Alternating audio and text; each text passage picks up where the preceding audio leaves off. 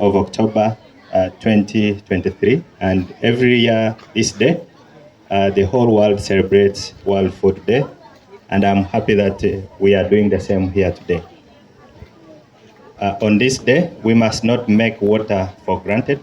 We must work together to manage a finite, precious resource. As I said, this is from Dr. Q Dong, Director General of the Food and Agriculture Organization of the United Nations. He says, this year's World Food Day celebrates one of the planet's most precious resources, water. It is essential to life on Earth. It covers the majority of the planet's surface. It makes up over 50% of our bodies. It helps keep us fed. It supports our livelihoods and is central to achieving the Agenda 2030 and also the Sustainable Development Goals, SDGs. So how should we approach the complex resource of shielding our existing freshwater resources and aquatic food systems from pollution and from the impacts of climate crisis, while ensuring that people have adequate and equal access to water? With about 70% of all fresh waters going to agriculture, changing the ways we produce our food, fiber, and other agricultural products is the most crucial task. It is also where failure to act will have the greatest consequences. Fresh water, as Aisha had mentioned, is not infinite, and we need to stop taking it for granted. Consider that over the last 2 decades, each one of us on Earth has lost approximately 1/5 of the fresh water available to us. For some people, the reality is much worse in some regions. In fact, it runs close to 1/3.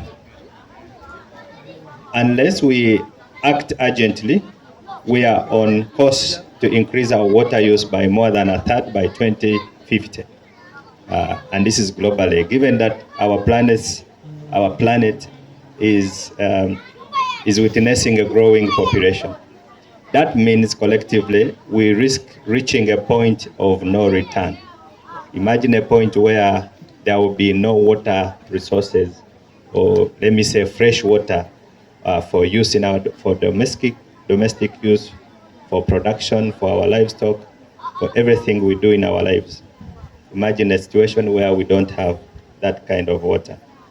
And if we continue using the water we do now, we risk that our future children, grandchildren will have witnessed that reality. Rapid population growth, urbanization, industrialization, economic development, and the climate crisis have all taken a toll on our water resources. Combined with water pollution, over-extraction and lack of coordinated management, this creates a complex mix of overlapping challenges.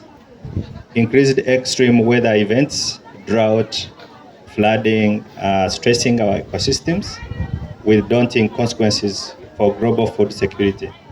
Smallholder farmers, particularly the women, youth, indigenous peoples, migrants, refugees, and other vulnerable people are the most of concern. I beg you continue giving me your patience. Approaching a complex challenge, at the heart of the Balance Act to address these combined challenges must be securing sufficient water for agriculture while reconciling the competing water needs of other economic activities, especially urbanization, as urbanization accelerates. We are in my old Maiduguri today. I'm told the place where our offices are is New Maiduguri. So urbanization is increasing, and the more urbanization increases, the more water we will require.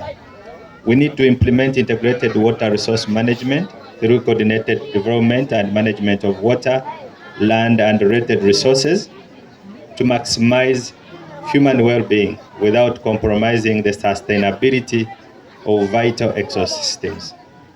For this, we need both national and regional designs. Investment in innovative, efficient water management practices is essential, including in modern irrigation and storage technologies, and also science-based solutions to address water scarcity and harnessing flooding. And we will need to do this so that we are building a water-saving and resilient society, including through management of more efficiently water, food, energy nexus. The action on the ground, we can and we are working to make these things happen as FAO.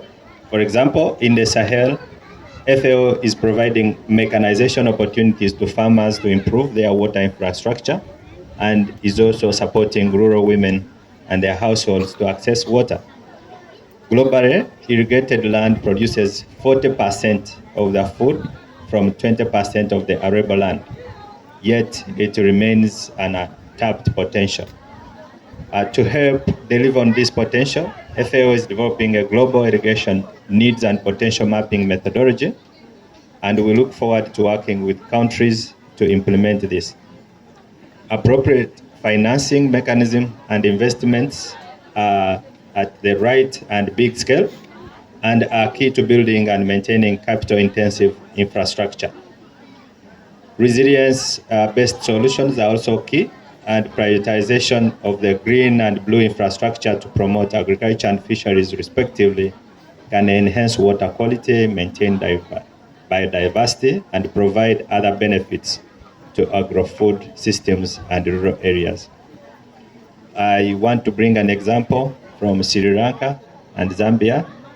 FAO is piloting multifunctional paddy fields for fish, shrimp farming, in addition to rice production.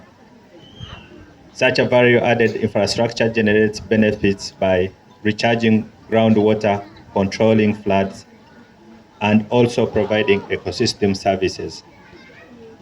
Your patience is once again required. I'm about to end. All actors must be on board. And if you recall those who participated in the 2021 Food Systems Transformation Dialogues, you remember that one of the recommendations was that every stakeholder needs to work with each other, that we need to work together and we need to work differently. We can and must do more together with all the various actors making distinct yet interrelated contributions. For governments, they need to design science and evidence-based policies that capitalize on data and innovation and coordinate across sectors to plan and manage water better. Water, energy, food are inextricably linked, and for policies to be successful, it's important that they manage often competing interests without compromising the health of our ecosystems. For example, I know in health there is a stage called primary health care. I have been asking myself, what's the equivalent of primary health care when it comes to food security and agriculture? I think this is about food production, promotion of food production, making sure households produce own food. I think this is the equivalent of primary health care in the agriculture sector. And I think FAO has progressed well and is doing very well regarding that, with the support of everyone, government, donors, and so on. Our farmers need to become agents of water management and be equipped with the right tools to perform that function sustainably. Farmers, forest-dependent people, livestock producers, and those working in the blue economy of fisheries and agriculture already manage water on a daily basis. Supporting and encouraging them to take leadership in finding and implementing water solutions is both the obvious and the smart thing to do. Business need to become water stewards. That means making concrete commitments to improve water use efficiency and reducing pollution across the supply chain. It doesn't just benefit nature and society, but business too. Taking water governance seriously can boost their reputation and profits and help them avoid risks that water scarcity, floods, and pollution could pose to operations in the future. Let me underline again that all of us need to stop taking water for granted, making informed decisions about the products we buy, wasting less water, and preventing flooding, disaster, and pollution are easy ways for everybody to contribute to positive action for a future of prosperity for people and the planet. They are all central to achieving what we at FAO refer to as the four betters. The four betters in FAO are better production, better nutrition, a better environment, and a better life to ensure that no one is left behind. This ends the speech, and I thank you very much for your patience and for listening. And once again, I respect the protocol here today. Thank you.